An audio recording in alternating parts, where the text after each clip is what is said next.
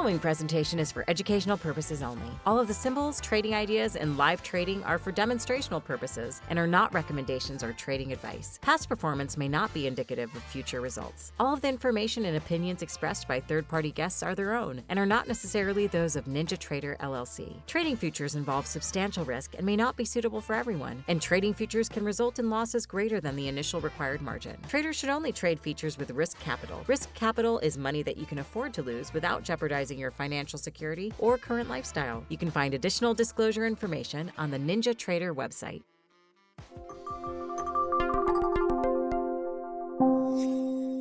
I'll be your host, Tom Schneider, CMT, and this is the section that Jim normally hosts, which is NinjaTrader Platforms Unleashed. And we kind of do a little bit of a deeper dive into some of the features of the NinjaTrader platforms. In this case, we'll be taking a look at the NinjaTrader software platform, NinjaTrader 8, as we call it.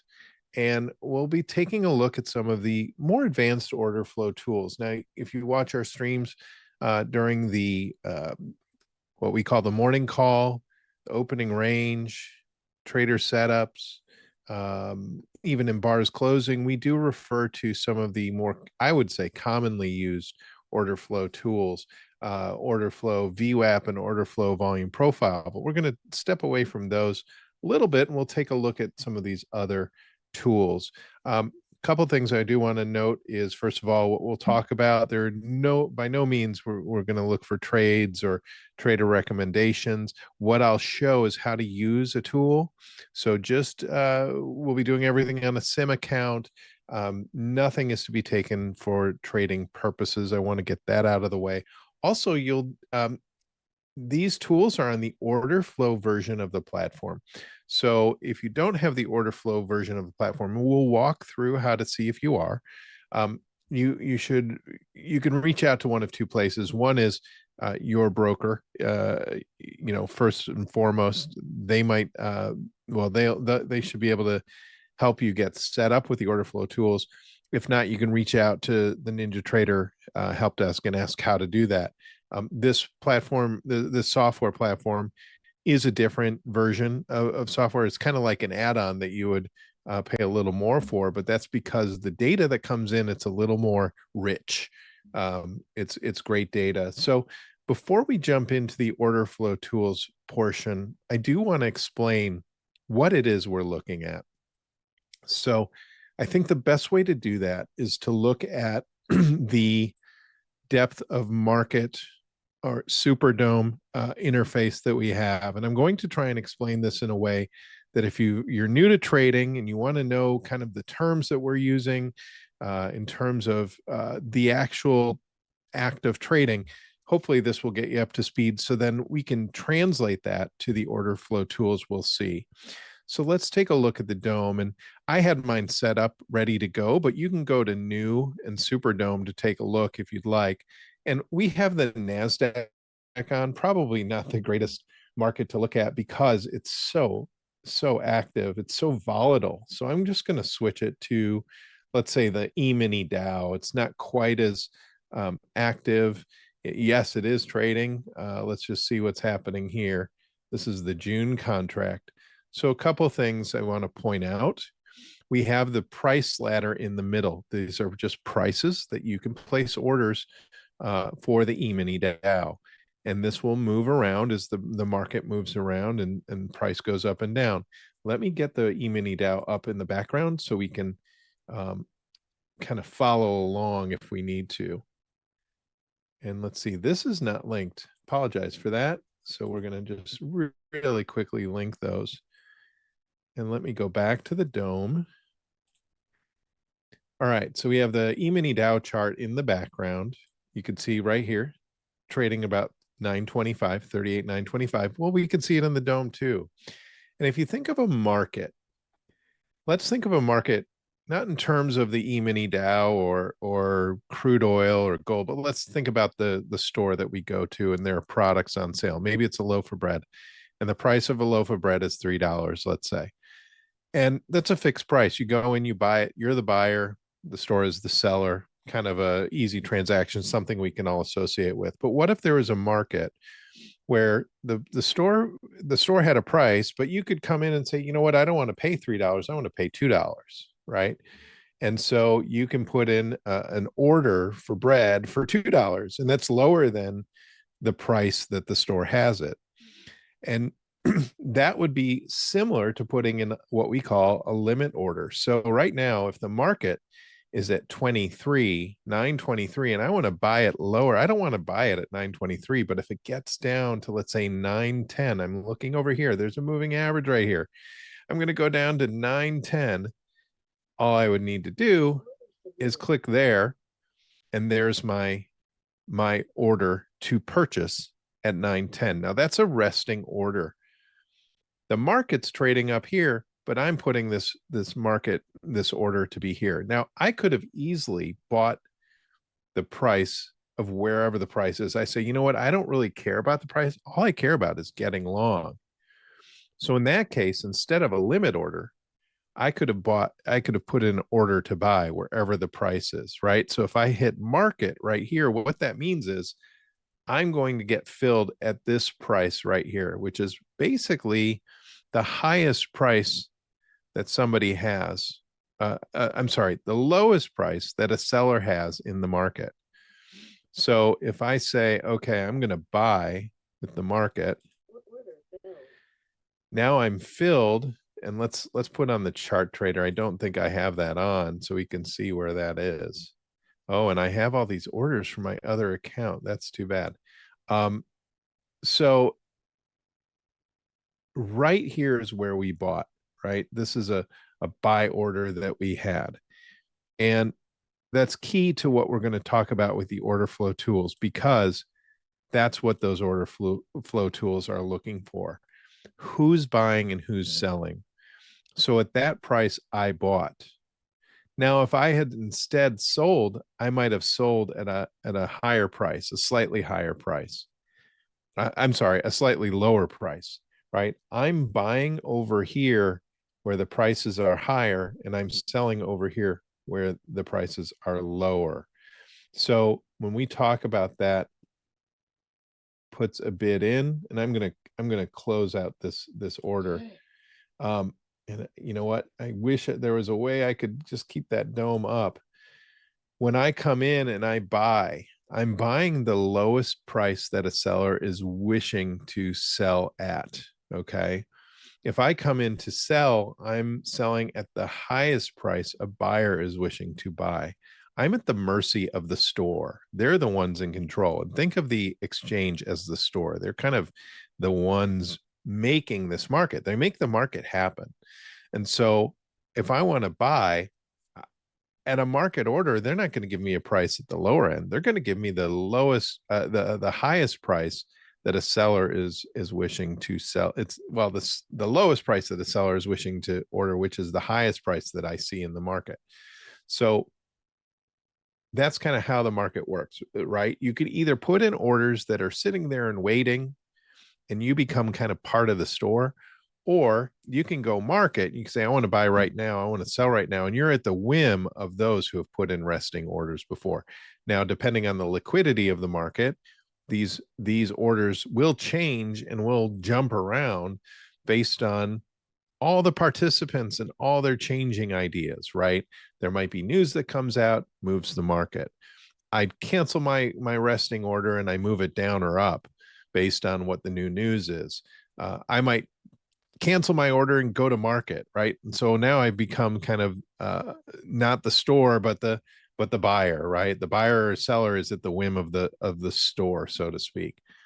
So that's kind of how the market works, right? So, why does this float around? Why do we have all these prices for, selling on the top and buying at the bottom? Those are the resting orders that people have put there, waiting for the market to come to them. People who are impatient, and not in a bad way, people that want to get filled now, they'll hit market and they'll take basically for them the worst price of whatever side they're on. So let's get rid of the dome and let's go right to the indicators that we're going to talk about. So let me turn off the chart trader. We don't need to see that. And this was from earlier in the live stream when Mike and I were exploring ideas. I'm going to hide this. Actually, not hide it. We're going to turn it off so we don't see it. And so I've just got my regular 10-minute chart up. I've got a couple of moving averages. I could turn them off because the first thing we're going to look at is cumulative delta. And you've seen maybe Anthony Crudelli talk about it on Develop Your Edge. I sometimes look at it on, but I right click, and this is a way to see if you have access to the order flow tools. You right click and you go to indicators. In the available section of your indicators window, scroll down and look for order flow. It'll be in alphabetical order, so you don't have to look far. Just get down to the O's, order flow. And if you have one, you have them all. Okay. So it's not one of these things where you have to pay per indicator, or you only see one. If you get the order flow package, you'll see these 5 indicators, plus we'll talk about another chart type that you won't see in this list, but you'll see somewhere else. And in this case, we're familiar with VWAP, we're familiar with volume profile. Today, we're going to look at cumulative delta. Now, I've set it up already down here, but if you're looking at it for the first time, you need to highlight and hit add. So let's pretend we're doing that right now. I've already added it and I've just made it invisible. We'll make it visible again. I don't change much from this. Okay, let's talk about what these parameters are. I leave it at bid ask. Period is session. This is a cumulative study. It means that we start from one bar, whatever bar that is. We can do it session, and then that calculation will be subtracted or added to the previous bar's value. So it is dependent on the previous bar to tell us where this change happens. We'll talk about that in a moment. We're not going to do a size filter. We'll just take in every trade that comes in. I'm going to leave the candle body outline and candle wick the same. This is for the study, not for the data that's on top, but for the study itself. I'm going to use same up-down coloring that I do for a regular candlestick. If you've changed yours, you might change it to reflect the same colors here. Blue and yellow are good alternatives to red and green if you have trouble seeing red and green colors. Data series we're going to leave alone. That's just the input. And then it should default to on each tick. If it doesn't, make sure that it's on each tick. We have 3 options: bar close, each tick, and price change. Normally, I would say we'd go on price change, but price change, you could have multiple trades coming in at the same price. And that defeats the purpose of using the cumulative delta, because if we do each price change, we don't catch all the data when each trade is at the same level. We want each tick. Each tick would be similar to saying each trade. That's very key to this order flow cumulative delta study.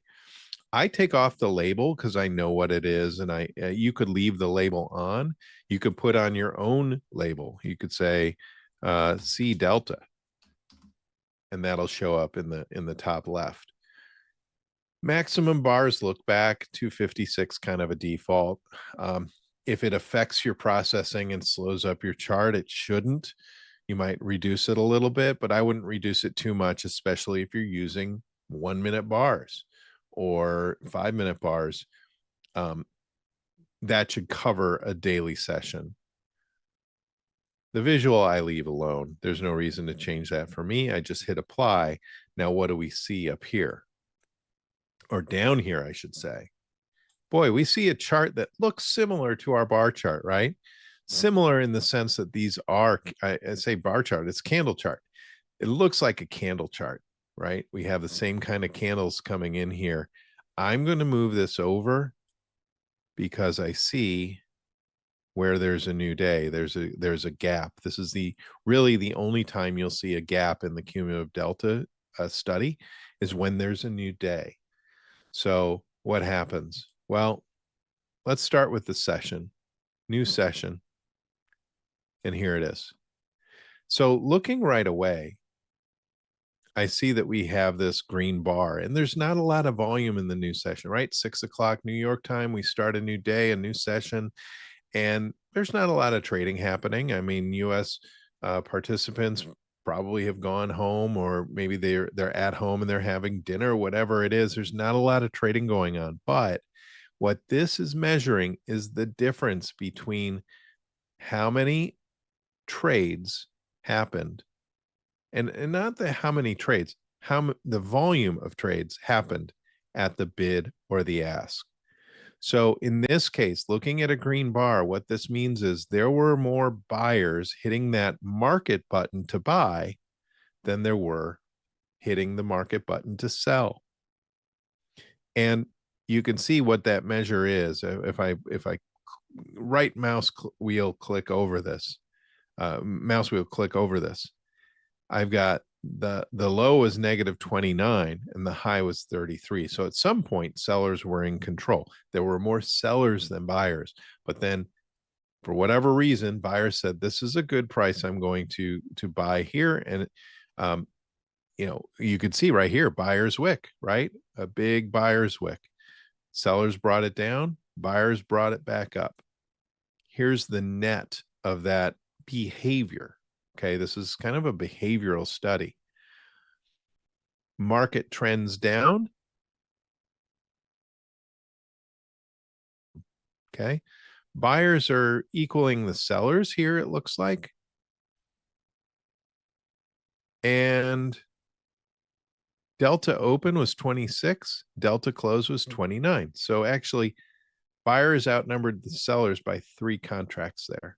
Okay, now the market did tick down, but buyers increased. So maybe it's a little bit of accumulation. Same thing here. I don't even have to click on here. I just know that this is slightly green. And so on and so forth throughout the day. Now, in overnight trading, not a lot of volume, maybe not as important, but I think what's telling is what happens when the market is open in or even the pre-market around a news event. So here's the news that happened here. We had jobless claims. We had a little bit of volatility come in, the E-mini Dow, and down bar reflected in cumulative delta. Turnaround in cumulative delta, more buyers. Interesting here is when the market traded down to these moving averages, buyers started coming in again. They outnumbered the sellers. And here, a little bit of sideways action. Buyers, sellers, not really quite sure which way to go. And that's coming into the open. Now, buyers came in here at the open. We sold off a little bit. Sellers came in. This is kind of reflecting, what's happening in the chart up top. But here's an interesting thing. The market tried to get higher and sellers really came in. So when this market turned around, the selling pressure was phenomenal, right? A little bit of buying here, big buyer's wick here, and then the market turned around. So a little bit of disparity here, right here, might portend when that market's turning around. We can also look at other markets. We can look at, this has been an interesting day. We've talked about stock index futures kind of doing different things. The E-mini got a bid. NASDAQ and E-mini unchanged, Russell down a bit. And I don't know why this always resizes to split, but we'll deal with that. And I kind of ignore that overnight session trading. It's a little noisy, right? And generally what I'm looking for is I'm looking for kind of the same behavior in the candlestick chart up top with price that I'm looking for in cumulative delta. Now, when there's a difference, then I'm curious what's happening. Here we have a continuation, sellers coming in strong, sellers coming in, even when the market makes this key reversal right here at these lows, sellers were still coming in. So what does that mean? Well, that means that these sellers that came in are getting squeezed. They're getting squeezed. They're short somewhere in here. And this market turned around. Now it didn't take out the high, got a lower low, but this key reversal where we have a lower low and then a higher close, it's somewhat camouflaged because it does look bearish. But that combined with the fact that these sellers are getting squeezed, not a surprise that the follow through was even greater in body than this candle. Buyers came in, and now we resume that kind of 1-to-1 down candle, more sellers, up candle, more buyers. Okay. And it continues through the open. Nothing really shocking here. What worries me here is when we have more sellers and the buying keeps the price keeps continuing, but we fall short here, right? In this case, the cumulative delta somewhat said, okay, you know what? We're still selling into this rally, and it finally works against the E-mini, and we're in a downtrend. So cumulative delta, we're looking for disparities between candles. And you just have to understand, going back to what our friend Anthony Drager says, if there are a lot of sellers, when they sell, they become buyers, and those buyers have to at some point buy back their position. So let's take a look at one more market. Let's take a look at gold. Gold is up about 0.7%. And I'm just looking at the time. Well, this is interesting right now. So, first glance, it looks like this cumulative delta is behaving somewhat similar to the market, with the exception right here. Look at how sellers continued to sell. Now, not by much, but sellers outnumbered the buyers on this big turnaround right here. And at some point, the sellers just threw in the towel. They became buyers. They were pinched. They were taking heat, and they turned around and became buyers. And now we're back in accordance with the way the market has been moving. Up move, buyers. Down move, sellers. Down move, sellers. Now a little bit of disparity here. These sellers might have gotten a little squeezed and turn around and become buyers here with this big buyer's wick here. And now we just see an uptrend. I see buyers with this candle, buyers with this candle. Sellers are thinking, boy, this might be too much. This might be too much. Let's start taking profits. That's okay. But we'll see where this candle ends. We might see follow through on the price and this turn around to be a big buyer's candle. With the few minutes we have left, I'm going to switch gears here. Let me see if I can pull up my other chart. And it's just a little bit of a volumetric. So we're going to, like I said, switch gears. This is a little different. So when you have a chart up, when you have, let's say, a bar chart or a candlestick chart or a tick chart even, instead of going to indicators when we right click, we need to go to data series. And you'll notice that you might see a different interface until you change the type. This is a chart type.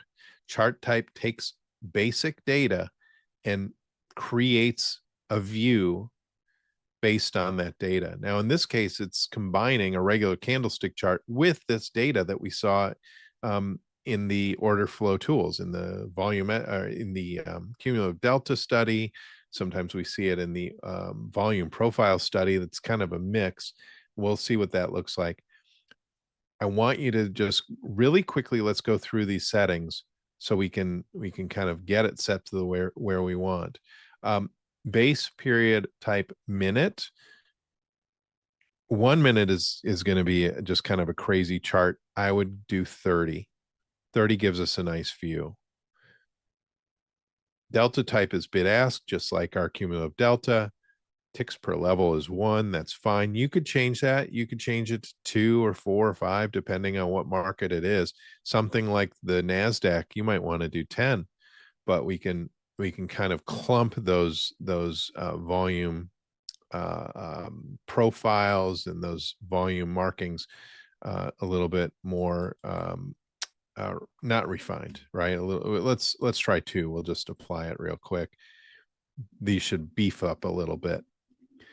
Load base data based on days. I did 3 days to load. Remember, you're bringing in every trade with all the volume with it. So the more days you load, the longer it'll take, the more processing power it kind of puts on your PC. So try to keep that low if you can. 30 minutes for 3 days seems to be a good mix. Trading hours, I just use the full session. You could change it to any type of, let's say you're trading gold, you might use, let's see, what do we have? What is it? NYMEX metals, regular trading hours, whatever it is. I'm going to use just the instrument settings, which is the full session.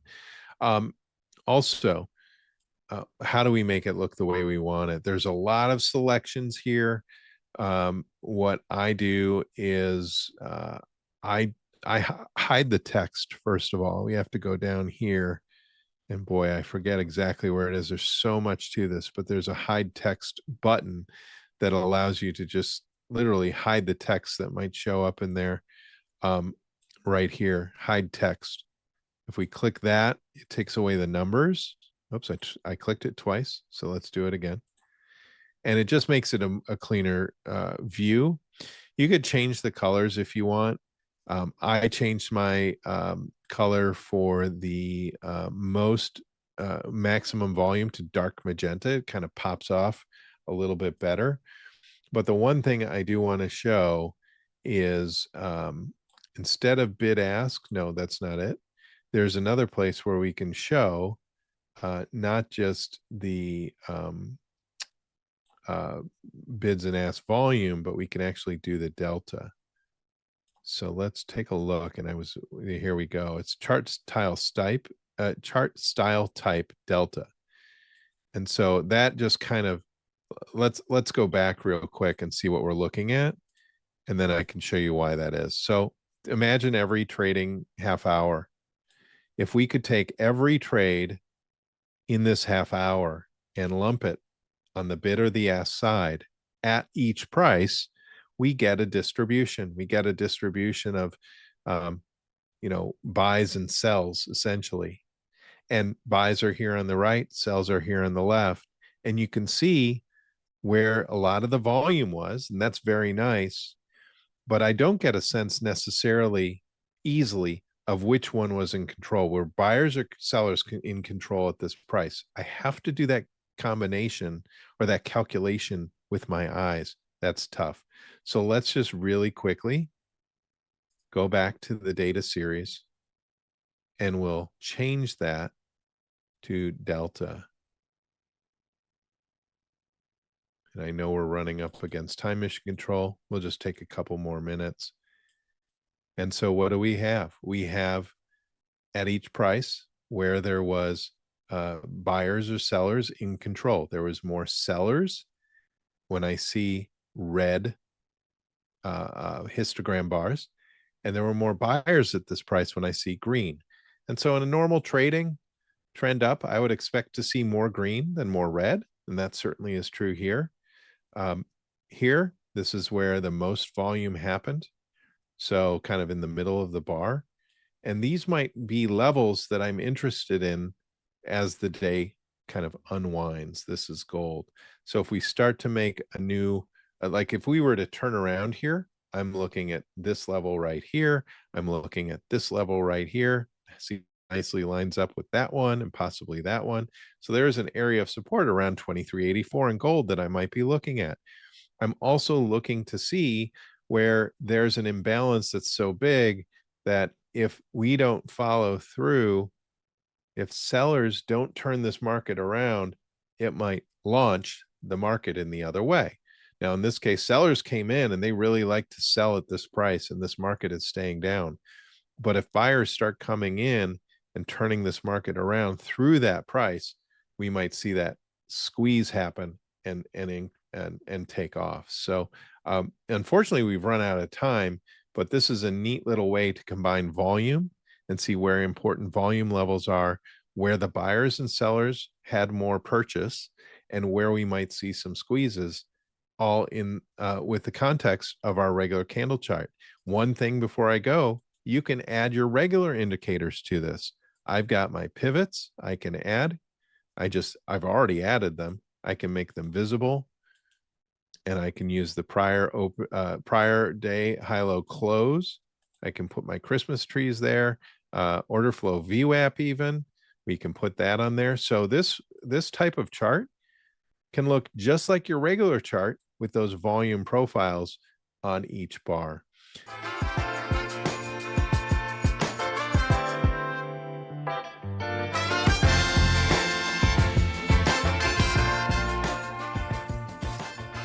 All of the symbols, trading ideas, and live trading are for demonstrational purposes and are not recommendations or trading advice. Past performance may not be indicative of future results. All of the information and opinions expressed by third-party guests are their own and are not necessarily those of NinjaTrader LLC. Trading futures involve substantial risk and may not be suitable for everyone, and trading futures can result in losses greater than the initial required margin. Traders should only trade futures with risk capital. Risk capital is money that you can afford to lose without jeopardizing your financial security or current lifestyle. You can find additional disclosure information on the NinjaTrader website.